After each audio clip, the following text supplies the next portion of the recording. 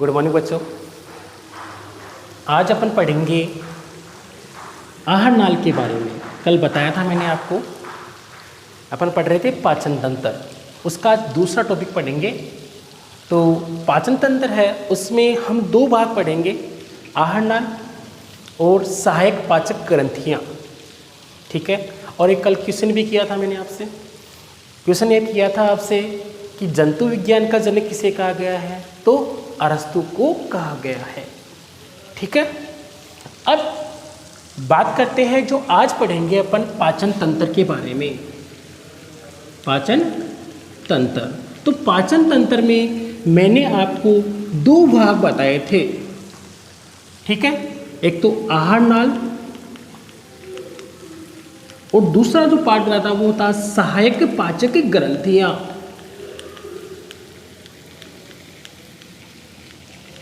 ठीक है। पहला बताया मैंने आपको आहार नाल, दूसरा कौन सा बताया, सहायक पाचक ग्रंथियां। तो जो आहार नाल है उसमें हम कौन कौन से ऑर्गन्स पढ़ेंगे उसकी बात करते हैं। तो सबसे पहले अपन डायग्राम बनाते हैं। डायग्राम कैसे बनाएंगे, देखिए सबसे पहले अपन माउथ पार्ट बना लेंगे और माउथ पार्ट के बाद में ये बना लेते हैं अपन सिर भाग। ठीक है। फिर सिर भाग के बाद में ये लो हैंड पार्ट हो गया। अब इसको आगे कैसे तैयार करते हैं वो देखिए कैसे बनाते हैं। ठीक है। ये भाग है, ये कहलाता है मुख। अब मुख को ऐसे बनाओ तो आप ये तित बन गए, दांत बन गए। फिर गर्सनी, ये भाग गर्सनिका, फिर गर्सिका, और यहाँ क्या होता है, स्टोमक या आमाशय। कौन सा पार्ट होता है, स्टोमक या आमाशय। तो इसको आप ये आमाशय,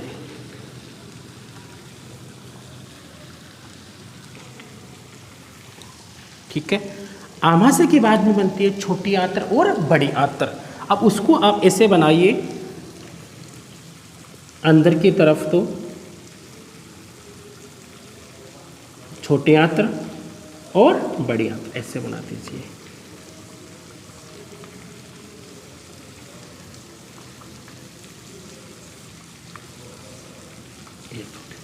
अब ये हो गई छोटी आंत्र। अब बड़ी आंत्र बनानी होती है तो आप इस प्रकार से बना दो। इधर बड़ी आंत्र, उसको यहाँ जोड़ दीजिए। बड़ी आंत्र यहाँ से होती हुई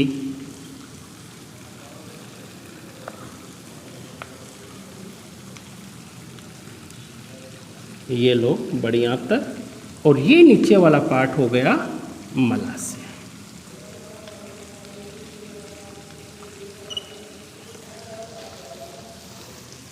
ये भाग हो गया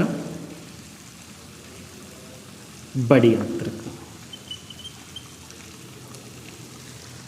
ये कंप्लीट यहाँ से लेकर गुदा तक का जो पार्ट है वो कंप्लीट क्या कहलाता है, आहार नाल कहलाता है। ठीक है। तो ये हो गया पाचन तंत्र का चित्र। केवल पाचन तंत्र में अपन यहाँ बात करेंगे आहार नाल की। आहार नाल का ये डायग्राम कंप्लीट। उसके बाद में हमने पढ़ा था सहायक पाचक ग्रंथियां ही पढ़ी थी। ठीक है। उसमें सबसे पहले बात करोगे तो मैंने आपको बताया था लार ग्रंथि, दूसरी बताई थी मैंने यकृत लीवर, और तीसरा था अग्नाशय, जिसको क्या कहते हैं, पेंक्रियाज कहते हैं। क्या कहते हैं, पेंक्रियाज या अग्नाशय कहते हैं। तो ये मैंने यहाँ से ये पार्ट कौन सा हो गया, सबसे पहले बात करेंगे मुख।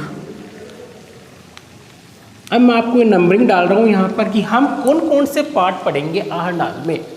तो पहला कौन सा पार्ट, मुख। उसके बाद में ये जो है गुहा, उसमें अपन पढ़ेंगे मुख गुहा। यानी ये पार्ट तो क्या कहलाता है अपना, मुख। मुख के अंदर वाला पार्ट मुख गुहा, जिसमें भोजन को चबाया जाता है, उसमें लार मिलाई जाती है, वो कौन सा पार्ट कहलाता है, मुख गुहा। इस मुख गुहा में अपन अलग अलग पार्ट पढ़ेंगे। एक तो पढ़ेंगे तालु, एक पढ़ेंगे दांत और एक पढ़ेंगे जीभ। 3 पार्ट पढ़ेंगे अपन। सबसे पहले मुख, मुख के बाद में मुख गुहा में 3 पार्ट पढ़ेंगे अपन, तालु, दांत और जीभ के बारे में। ठीक है। उसके बाद में तीसरा जो पार्ट है, ये पार्ट यहाँ पर, उसको कहा जाता है गर्सनी। क्या कहा जाता है? गर्सनी। उसके बाद में ये जो लंबी नलिका है उसे कहा जाता है गर्सिका। कितने पार्ट हो गए? 4। मुख, मुख गुहा, गर्सनी, गर्सिका। अब ये थैलेनुमा संरचना होती है, इसे क्या कहा जाता है? 5वें नंबर पढ़ेंगे अपन, आमाशय, स्टोमक। स्टोमक के बारे में बात करेंगे। फिर 6वें नंबर में पढ़ेंगे अपन छोटी आंत्र और 7वें नंबर पे पढ़ेंगे अपन बड़ी आंत्र। यहाँ छोटी आंत्र और बड़ी आंत्र के संगम स्थल पर एक विशेष संरचना पाई जाती है जिसको कर्मी रूपी परिशेषिका कहते हैं।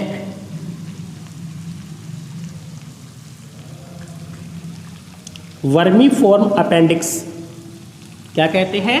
वर्मीफॉर्म अपेंडिक्स या कर्मी रूपी परिशेषिका। ठीक है। कभी कभी यहाँ पर सड़न उत्पन्न होने से, बीज अंदर प्रवेश करने से दर्द भी होने लग जाता है, जिसको क्या कहा जाता है? यहाँ पर परिशेषिका को बाहर निकाल दिया जाता है, जो दर्द होने लगता है, तो अपेंडिक्स का दर्द कहा जाता है। ठीक है। फिर इसके बाद में पढ़ेंगे अपन, ये बड़ी आंत्र में ये मलाशय पार्ट आ गया, तो ये सभी मिलकर मुख से लेकर जो गुदा तक का पार्ट है, गुदा तक का पार्ट है, वो सम्मिलित रूप से क्या कहलाता है? आहारनाल कहलाता है।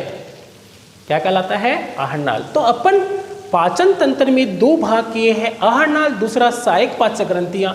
आहारनाल में अपन पढ़ेंगे पूरे पार्ट्स, मुख, मुख गुहा, गर्सनी, गर्सिका, आमाशय, छोटी आंत्र, बड़ी आंत्र, फिर गुदा। तो ये मुख से लेकर गुदा तक की जो पार्ट है, उन सभी को क्या कहा जाता है? आहारनाल। क्या कहा जाता है? आहारनाल। इन सभी अंगों के बारे में पहले अंगों के बारे में पता करेंगे, फिर कौन सी जगह किसका पाचन होता है उसके बारे में अपन चर्चा करेंगे।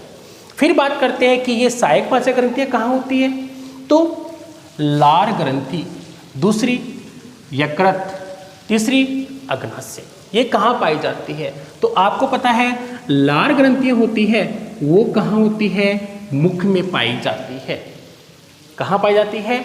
मुख में, जो भोजन के साथ मिल जाती है। तो लार है वो भोजन के साथ मिल जाती है और भोजन को क्या कर देती है? लसलसा कर देती है। अगर भोजन में लार मिल जाती है, अब कोई खाना या कुछ भी खाते हैं तो उसमें लार मिल जाती है, और लार मिल जाने के बाद में उस भोजन के निवाले को क्या कहा जाता है? बोलस कहते हैं। बोलस हिंदी में इसको बोलते हैं निवाला। तो भोजन जब आप खाते हो तो उसमें लार मिल जाती है, तो भोजन और लार मिले हुए भोजन को अपन क्या कहते हैं? बोलस या निवाला कहते हैं। तो लार ग्रंथि कहाँ पाई जाती है? मुख में पाई जाती है। इसके बारे में अध्ययन करेंगे। उसके बाद में बात करते हैं लीवर या यकृत की। लीवर या यकृत की बात करते हैं। तो लीवर है, यकृत है, वो ग्रंथि कहाँ पाई जाती है? तो यहाँ पर जस्ट बाईं तरफ हार्ट के पास में पाली के रूप में, ये मान लो ऊपर वाला वक्ष भाग है, ये कौन सा भाग है? वक्ष भाग। वक्ष भाग में कुछ बाईं तरफ यहाँ हार्ट होता है, हार्ट के दोनों तरफ यहाँ इस प्रकार से पाली के रूप में क्या पाया जाता है? लीवर पाया जाता है। ये लो मैं एक बार यहाँ थोड़ा सा बनाता हूँ। इस प्रकार से यहाँ पाली के रूप में क्या पाया जाता है? लीवर पाया जाता है। ठीक है। और लीवर के पास में यहाँ छोटी सी संरचना होती है जिसको क्या कहा जाता है? पित्ताशय। और पित्ताशय में क्या होता है? पितरस होता है, जो यकृत के द्वारा बनता है।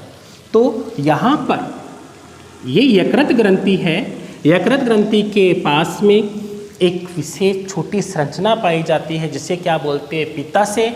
इस पित्ताशय में क्या इकट्ठा होता है, पितरस। और पितरस का निर्माण कौन करता है, यकृत करता है। कौन करता है, यकृत करता है। ठीक है। अब तीसरी ग्रंथि कौन सी है, पढ़ेंगे अपन अग्नाशय के बारे में भी अपने पढ़ेंगे। तो अग्नाशय कहाँ होता है, तो अग्नाशय ग्रंथि पाई जाती है, देखिए ये भाग हो गया आमाशय, ये भाग होते हैं इस भाग को, यानी छोटी आंत्र का जो आमाशय से जुड़ा हुआ भाग है, ये लो अलग कलर से मैंने यहाँ बना दिया। तो ये भाग कहलाता है ग्रहणी। क्या कहलाता है, ग्रहणी। तो दोबारा देखना, ये भाग आमाशय और ये भाग है ग्रहणी।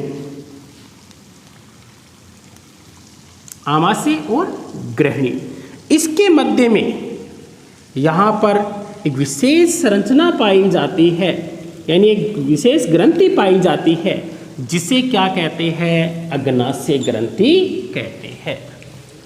तो आपसे पूछे लार ग्रंथि कहाँ हो गई, मुख में, फिर लीवर हार्ट के पास में यहाँ पर, फिर कौन सी है, अग्नाशय ग्रंथि। अग्नाशय ग्रंथि कहाँ होती है, आमाशय और ग्रहणी के मध्य विशेष संरचना पाई जाती है जिसे अपन क्या कह देते हैं, अग्नाशय ग्रंथि। और अग्नाशय ग्रंथि एक ऐसी ग्रंथि है जो मिश्रित प्रकार की होती है।